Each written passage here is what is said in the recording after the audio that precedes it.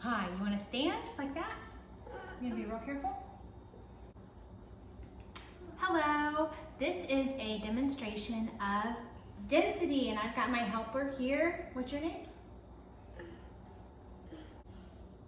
Barrett here. We're gonna figure out which fruits float and which fruits sink. What are these? Strawberries. Do you think they're gonna float or sink? Let go. Ooh. They float. Do you think this one's gonna float too? It floats. The strawberries float. Do you know what this one is? That's a lime. A wine. The lime is going to sink. We've got water here. If an object like the strawberries, it will float. If something has particles that are closer together, it is more dense and it will sink. So far we have the strawberries float, put the lime back in, and the lime sinks. All right, can I have this? What are these? That. What is this?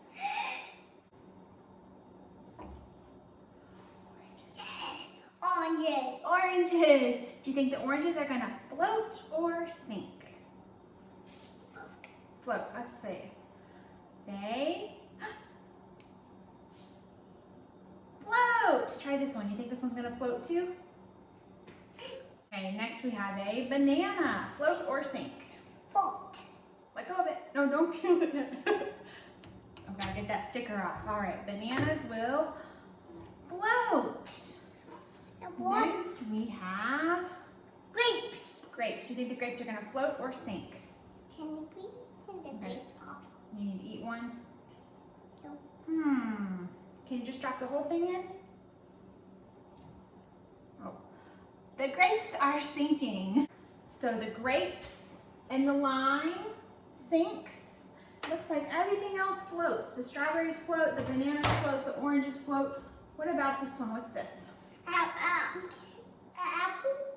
Do you think the apple's gonna float or sink? Sink. Sink. Float. Barrett predicts the apple will float or sink. Sink.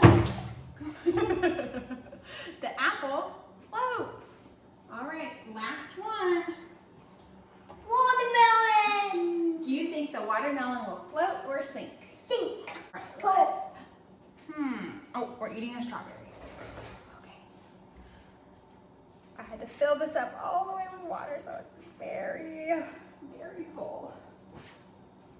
My watermelon is floating. If I had a bigger tub, you'd be able to tell better. So Barrett, which fruits float? Oh goodness, he's got so much strawberry in his mouth. All right, we're gonna do a little math here to see how this works. So density is mass divided by volume. My mass has got to be in grams and my volume is in milliliters. I still got my helper back here helping.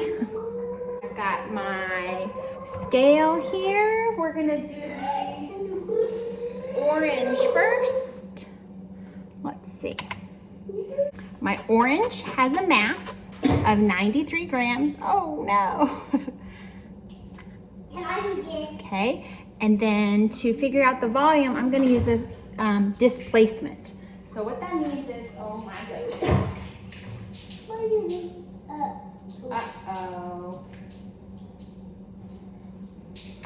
I'm just going to put some water in here. This looks like about 225. So I'm going to drop this in. Oops. Oh, it floats. So that brings me up to about 325.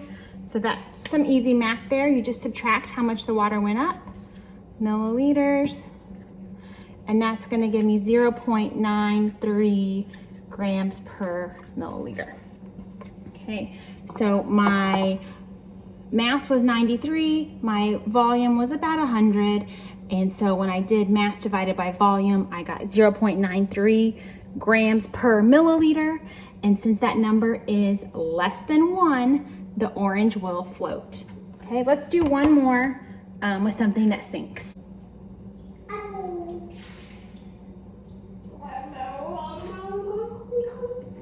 I've got a lime here. My lime has a mass of 53 grams. Oh, what you doing, Boo?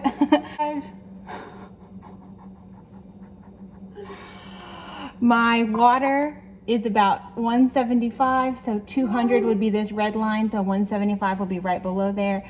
Drop this in. It bumped up to, let's call that 225. What's up? So that would be about 50 milliliters. All right, so I grabbed my calculator. My lime was 53 grams on the scale. I used displacement with my measuring cup. If I were in the lab, I'd use a graduated cylinder, but I'm not in the lab, I'm at home. So I used my measuring cup to figure out that the volume is about 50 milliliters. I subtracted, or I divided those two, and I got 1.06 grams per milliliter. Since that number is more than 1. Yes, my love. Okay, give me 1 second. Since that number is more than 1, the lime sinks. So for density, if it's less than 1, it's going to float in water. If it's more than 1, it's going to sink in water. Thank you, guys.